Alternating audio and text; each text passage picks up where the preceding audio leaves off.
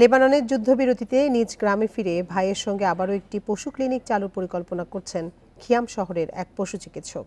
গ্রামের অসুস্থ ও যুদ্ধাহত পশু পাখিদের চিকিৎসা দিয়ে সুস্থ করে তুলতে চান তারা। ইসরায়েলের বর্বর হামলা থেকে মুক্তি পায়নি গ্রামের পশু পাখিগুলো। বোমা হামলায় মারা গেছে লেবাননের ক্লিনিকগুলোতে চিকিৎসা নেওয়া অনেক পোষা প্রাণী।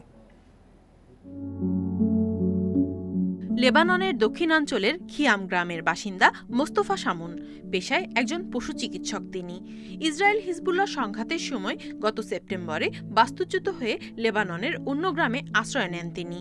সম্প্রতি যুদ্ধবিরতি শুরু হলে আবারও নিজ গ্রামে ফেরেন শামুন সহ গ্রামের অন্য বাসিন্দারা। তবে ইসরায়েলি তাণ্ডবের কারণে ধ্বংসস্তূপে পরিণত হয়েছে পুরো এলাকা।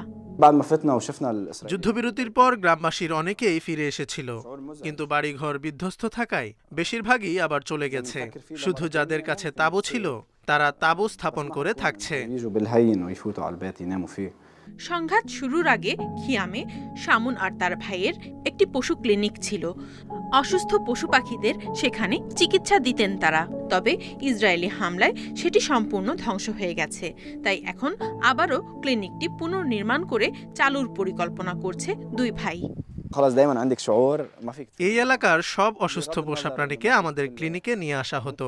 তাদের সব ওষুধ পাওয়া যেত এখানে। আমরা আবারও ক্লিনিকটি চালু করব।